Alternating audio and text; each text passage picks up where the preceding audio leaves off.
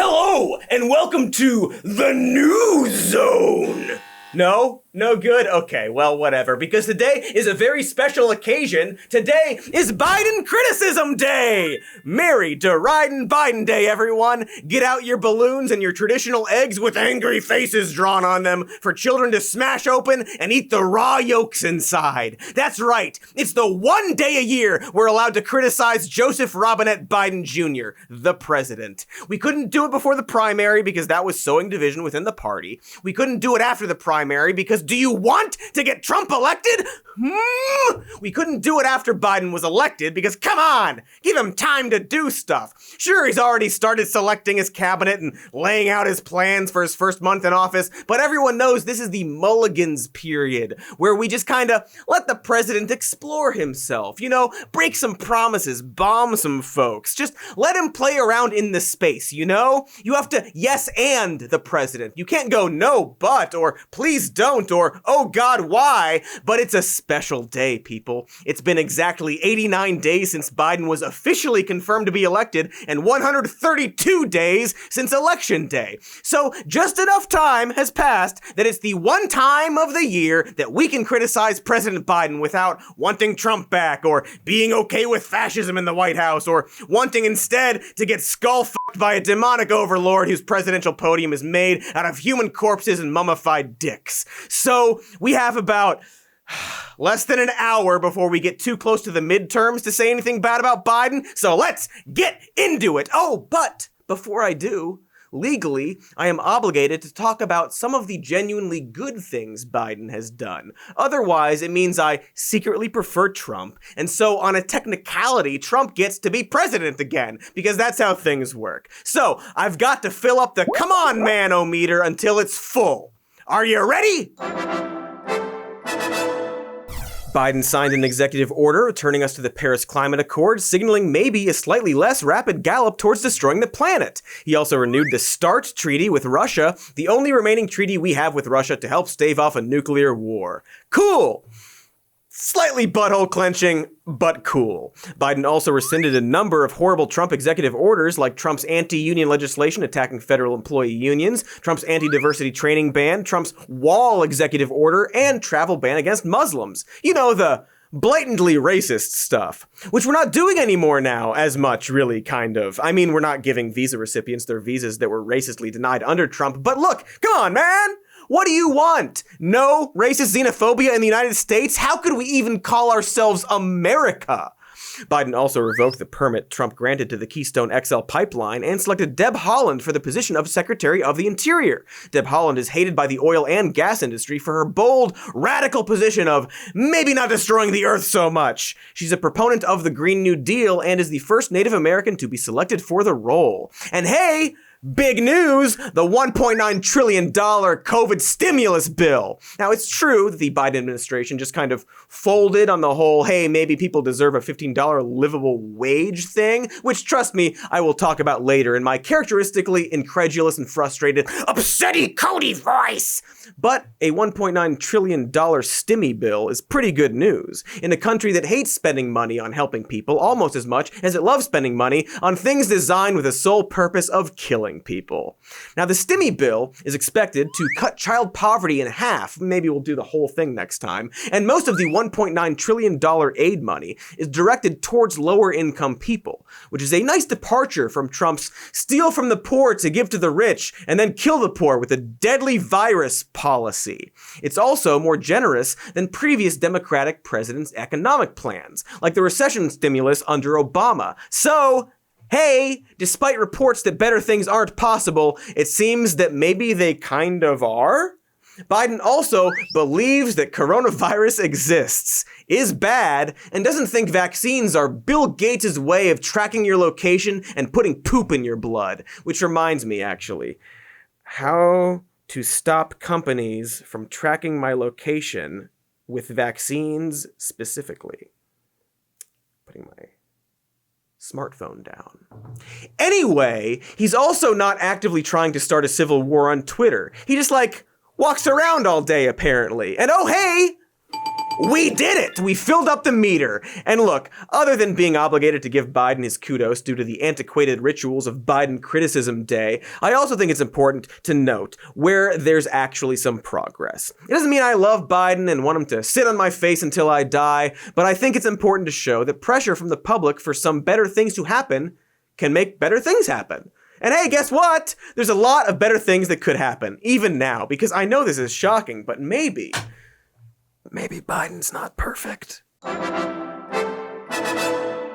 So, let's talk about some maybe not great things Biden has done. And I get to say these criticisms of Biden without it meaning that I secretly want Trump to sit on my face until I die. Happy Biden Criticism Day. I'll start with some important stuff, like Earth explodey levels of importance. Recently, Biden authorized an airstrike on Syria, targeting alleged Iran-backed militias, which are being blamed for an attack on an airport in northern Iraq, during which an American military contractor died. The Biden administration is open about how these strikes in Syria are a warning to Iran. President Biden said he intended to send the message that you can't act with impunity. Be careful, Jack. Now, I know this might be a controversial take, but bombing and killing people in Syria could be problematic, a bad look, if you will.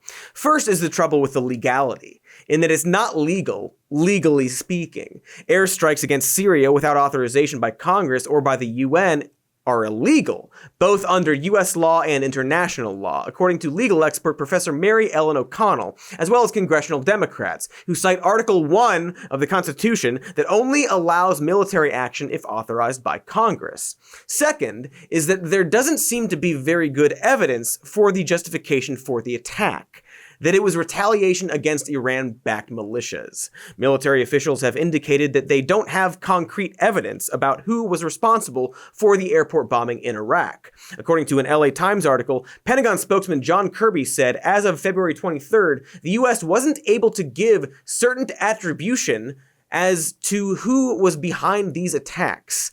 And it was Thursday, February 25th, when the airstrike was carried out, with no update on the US getting any new information or being able to give certain attribution. So it seems that the attack was carried out illegally, based on little if any evidence, which, if it exists, is not being shared with the public. But even if it was a very legal, very cool, and very evidence-based murder, would it be a good idea? Because the stated purpose is to jab Iran in the chest while growling, "Hey, listen, you horse-dogged corn soldier." You know, waving our war dick around, a thing we think is good now. Trump war dick, tiny mushroom. Biden war dick, thick and veiny. You know how jabbing voters in the chest is good when it's our guy? We gotta stop building and replacing pipelines. We gotta go vote for somebody else. But this all seems like kind of maybe a bad idea when we're at a very critical time in negotiations with Iran. Right now, the US is trying to strike a new nuclear deal with Iran since, Trump unilaterally pulled out of it and broke our end of the bargain. You know who should have pulled out? Trump's dad. Boom. Yeah, take that, disgraced president no longer in power. Are we not doing that anymore? We're not getting internet money for cheap Trump jokes? Your dad should have pulled out when he came in your mom. All right, anyway, I guess I have to shift over to shilling for crypto like the Krasensteins. Even more alarming, though, is the fact that the Biden administration doesn't seem to know how to negotiate with Iran. Quincy Institute co-founder and former president of the National Iranian American Council, Trita Parsi, points out that Iran is unlikely to want to negotiate until Trump-era sanctions are lifted. Because, here's the thing, under Trump, we broke our nuclear agreement with Iran, and as an added f*** you, continued to impose sanctions until Trump's very last days in office. If Biden wants to start off with a clean slate with Iran, he'd need to lift Trump's sanctions, which Biden is playing a game of no, you first, demanding Iran stops enriching uranium. Which, again, since the US broke the nuclear agreement, Iran has no reason not to enrich uranium. So making this demand when we've been the ones breaking all our promises is like Jay-Z is the US, Beyonce is Iran, Jay-Z cheats on Iran, and then gets mad at Beyonce for enriching uranium. Is this making sense? I'm clearly not a foreign diplomacy expert, despite my perfect Beyonce analogy. But here's how expert Trita Parsi puts it. Quote, Biden's attitude has been that the U.S. simply is not responsible for the actions of the Trump administration.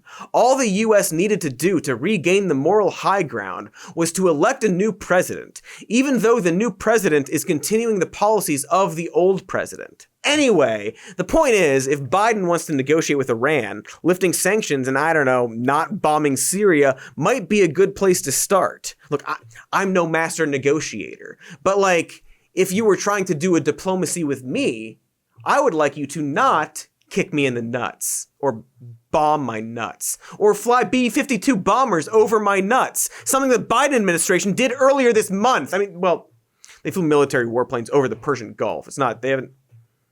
They haven't threatened my nuts. Not yet, anyway.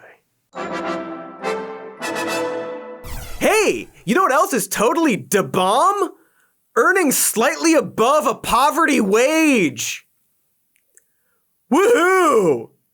Anyway, the radical demand to be paid just enough money to be able to live while working full-time is meeting an incredible amount of resistance from people paid more than enough money to be able to live.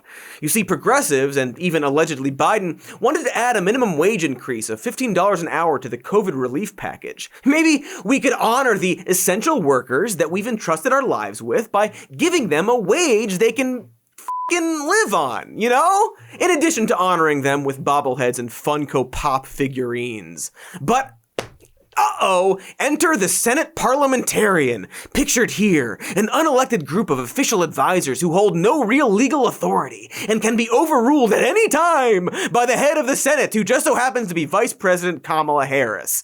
Typically, the head of the Senate won't exert these powers due to it being uncouth ribaldry, and that historically, the parliamentarian retaliates by releasing a herd of wild goats during rutting season into the Senate chambers. So the Biden administration could overrule the parliamentarian, but, you know, the goats. In fact, Biden is so committed to his defeat, in early February, he already privately told governors that the minimum wage hike won't pass. Biden defenders are quick to say that even if VP Harris overruled the parliamentarian, conservative Democrat Joe Manchin secretly holds all the power and would vote against the COVID relief bill, with Biden powerless to do anything about it. In fact, Bernard Sanders' recent amendment to force the $15 wage to be part of the COVID relief bill failed, with every Republican voting against it, predictably, and 7 Democrats, including Joe Manchin, John Tester, Jeanne Shaheen, Maggie Hassan, Chris Coons, Tom Carper, and Kyrsten Sinema, all voted against it, sometimes with weirdly chipper glee. Miss Sinema, no. Ha ha ha ha ha ha ha ha ha ha ha ha ha ha ha ha ha ha ha. Fuck you. But as people got kind of upset at this very twee middle finger to people earning poverty wages, Sinema's defense is hiding behind the parliamentarian ruling, saying the minimum wage provision is not appropriate for the reconciliation process. It is not a budget item, and it shouldn't be in there. And while citing archaic Senate rules is probably not going to stop people from being upset at this clip of Sinema, I guess it might appease the traditional angry goats the parliamentarian might release into the Senate. So here's the logic. The Biden administration can't overrule the parliamentarian and include the minimum wage into the COVID relief bill because it's rude. And Democrats are voting against Bernie's amendment to include the minimum wage into the bill because they're shrugging and saying they can't possibly go against the parliamentarian, something that will be of great comfort to voters as they try to work 3 jobs in order to pay their bills. God, they'll say, I mean, I can't pay for both food and my child's doctor appointments, but at least the parliamentarian, some unelected person we've never heard of, is being respected even though nothing says they have to be. This is totally worth Lisa not getting braces, they'll say. If the Biden administration did flex its power, and VP Harris did overrule the parliamentarian, would it change anything? According to apologists, no, because Manchin would just vote against it. So we want the minimum wage raised, but the parliamentarian says no, and we could overrule the parliamentarian, but if we did, Manchin wouldn't be on board. So I guess, why bother in the first place? why pretend if you're just going to pass the buck to whomever? But also, overruling would potentially change things because it turns out using your power does actually have an effect. While it wouldn't guarantee Manchin would vote for the COVID relief bill, he would be forced to vote against an incredibly popular and critical bill in order to tank another incredibly popular move to increase the minimum wage. What's the word for it's like doing strategic maneuvers as president in order to try to get your policies passed. It's like a piece, polemics, poltergeists, possum, politics. That's it. Doing some politics. Something we were assured Biden was good at during the primary. But you may wonder, Dems have the majority of votes in the Senate. Why does the parliamentarian matter? Why does the fate of the entire U.S. rest in the hands of this Mr. Jim Parliamentarian? Well, the Senate filibuster means Democrats need 60 votes to pass bills that aren't directly related to federal taxation or spending. The filibuster works this way. Senators can delay or stop voting on a bill by speaking as long as they wish, which actually no longer requires anyone to physically speak. The only way to stop a filibuster is through the 3/5 rule, where 60 out of 100 senators vote to bring the filibuster debate to a close. So if Republicans and blue dog Democrats refuse to end filibusters, surely that will stop Biden from doing anything progressive without being his fault? Aw, shucks. Aw, darn. Guess we just have to go with the status quo. Aw, heckin' darn it to damn. It's not like we can just change the filibuster. It's been this way since time immemorial, in the ancient age of 2013 and 2017, when Senate Republicans used the nuclear option to reduce the number of votes needed to end the filibuster, to get their nominations through. Wait, you can just do that? Yeah, the nuclear option can be used to end debate using a simple majority. The reason Democrats don't like to use it is that it's super rude. And they fear retaliation from Republicans, who already used the nuclear option to get their shit passed, so... Did I mention it's super rude, though? We're the good guys. We can't just do stuff. There are a lot of actions by the Biden administration that I like to call the read the fine print of politics. Ending children in cages? Check. Now they're in overflow facilities. Those eager to jump to the defense of the Biden administration might think, well, what else are we gonna do with all these unaccompanied minors? We can't leave them on the streets, and Biden did try to do a moratorium on deportations for 100 days, but was blocked by a Trump judge, so what the heck can the guy do? Come on, man, cut me a break, you corn horse! Well, there are a few things Biden could do. The inhumanity of how we treat undocumented migrants is not limited to Trump's concentration camps or Biden's overflow facilities. Since the pandemic started, asylum seekers have been summarily turned away at the border, even though they legally have the right to seek asylum in the US. Making the border more friendly to families to cross would mean fewer unaccompanied minors. Biden is signaling that he's open to this, indicating he'll repeal Trump's Remain in Mexico policy that sent asylum seekers, no matter what country they belong to Mexico to await their trial. Because asylum seekers are so often turned away at the border, but unaccompanied children are less likely to be turned away. Families are put into the horrible position of sending their unaccompanied children to make the treacherous journey to avoid even steeper dangers in their home countries.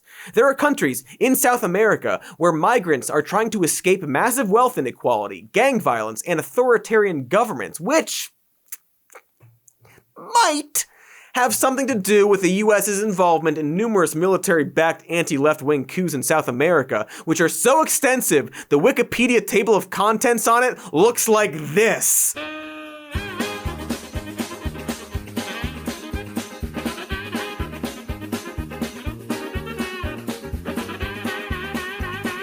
This is what's so bizarre about the defense of these overflow facilities. There's a larger issue, the inhumanity of tearing apart families by making refugee border crossings so risky. Press Secretary Jen Psaki defended the overflow facilities, saying, "It is never our intention of replicating the immigration policies of the past administration. But we are in a circumstance where we are not going to expel unaccompanied minors at the border. That would be inhumane. That is not what we're going to do here as an administration." So, It's inhumane to turn away minors, but not adults, even though adults also may be facing death in their home countries? Or is it just easier to rationalize cruelty against adults? The problem is it's not just inhumane to turn kids away at the border. It's inhumane to turn their parents away. It's inhumane to create a system that forces parents to send their children alone to the US because that's the best chance they have at survival. It's inhumane to turn any refugee away, especially those who face almost certain death upon deportation to the country from which they were fleeing. What's weird is that Biden himself may be open to taking actions that would end the need for these facilities, such as increasing the number of refugees allowed in the US, signaling to families that they could go with their children to the border. But without strong messaging, say Press Secretary Jen Psaki saying they are going to end families being turned away at the border, refugees are still going to remain wary of being able to travel with their children to the US. This is one reason it's so important not to simply shrug our shoulders at the explanations for things like child overflow facilities. We need to continue to put pressure on the Biden administration to address the root problem, and by pressure, yes, I do mean tweet. Otherwise, you get people inadvertently defending pictures of Trump's migrant concentration camps because they mistakenly think they're Biden's. Or we'll get, reports about the terrible conditions of these places still. In some cases, facilities at 729% capacity. It seems bad. Another read the fine print Biden accomplishment is his executive order phasing out private prison contracts, which is great! Asterisk, in tiny text, does not apply to ICE detention centers. In fact, private prison contractors make huge amounts of their money through ICE detention centers. These private contractors are paid based on beds being full, meaning they get paid more if there are more people detained, which seems like it's like a conflict of interest if we want to start phasing out migrant concentration camps. I'm sorry, migrant concentration facilities. Facilities at 729% capacity. Maybe these things are related. I don't know. This read the fine print trick was most stunningly applied to Biden and the Democrats' promise of $2,000 checks, which then turned into $1,400 plus the $600 Trump gave you and no money down, which then turned into $1,400 for some people, we guess. Which is the kind of kept campaign promise that really gets people to vote for you in the future. Either a profound failure of messaging or a lie. Either way, not great. The Biden administration also promised more transparency by releasing White House visitor logs. Asterisk, fine print, but not visitor logs of virtual meetings, which is the primary type of visit going on during the pandemic. Curse you, Biden! You have used the cyberspace against us! And this part isn't even in the fine print, it's just bizarre. The Biden administration is siding with Arizona Republicans on voting limits. You see, voter fraud, that thing that doesn't really happen much at all ever, is being used in Arizona as a justification to impose more restrictions on voters, like cutting back on allowing voting to happen on Sunday, which has historically been an important time for black voters to cast their ballots. Bizarrely, the Biden administration sent a letter to the Supreme Court siding with Arizona and calling their restrictions lawful. Instead of snatching victory from the jaws of defeat, it feels like the Biden administration is doing a sick kickflip and jackknife directly into the defeat jaws while yelling, "We're doing it for the vine!" Now, even though this is Biden Criticism Day and people are legally required to just let me have this one, I know there are probably people out there thinking, Cody, why do you love Trump so much? Would you have preferred he win the election and killed everyone with COVID nukes? But to say that leftists would prefer Trump when we criticize Biden is like, say someone tries to feed you cat food, and you're like, well, hey, I don't want to eat this cat food. And they're like, oh, I guess you'd rather eat a pile of cat shit and barf and piss, huh? So, look, I'll eat some cat food, but I don't have to like it, and I get to critique the flavor and mouthfeel of the cat food, just as I get to critique the mouthfeel of Biden. It's good and healthy to criticize our leaders, even when they're not cartoonishly evil. Most leaders and people in power aren't going to follow the Trump mold of openly talking about the many horrible crimes they plan on committing. Biden may be better than Trump, but we're still allowed to demand more than the bare minimum. A fascinating thing happened during the Trump era, where people would get mad at Trump for doing a thing, and then discover it's just a thing presidents do. And now that he's gone, instead of following that instinct, we're just like, let him do whatever. You know, he's the president. I trust him. It's not healthy. People sometimes misinterpret criticism of Biden as cynicism, but demanding better things and believing a better world is possible is actually the definition of optimism. Cynicism is when you go, hey, this is better than the literal Nazi who f***ed a flag on stage. What more do you want out of life? That's literal let them eat cake attitude, or let them eat cat food, I guess, so. Oh God, thank God my cake's here.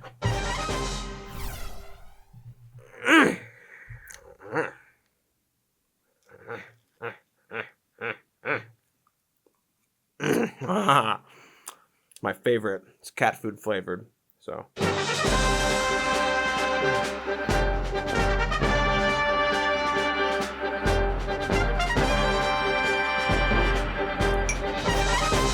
It needs more cat food, actually.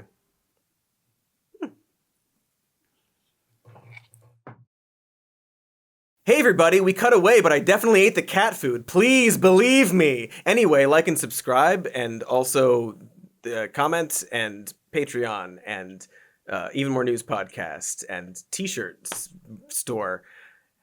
Thanks. Salud. Oh God.